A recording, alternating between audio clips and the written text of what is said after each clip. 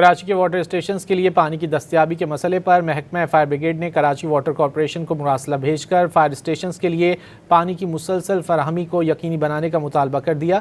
Chief operating officer Karachi water corporation کی fire stations کے فوری معائنے کی ہدایت۔ مزید جانیں گے ڈان نیوز کے نمائندے عاصم خان سے۔ عاصم بتائیے۔ جی ہاں، شہر میں آتش زدگی کے بڑھتے واقعات پر شہر کے فائر اسٹیشن کے لیے پانی کی دستیابی کے لیے محکمہ فائر بریگیڈ نے کراچی واٹر کارپوریشن کو ایک مراسلہ لکھا ہے، جس میں فائر اسٹیشن کے لیے پانی کی مسلسل فراہمی یقینی بنانے کا مطالبہ کیا گیا ہے۔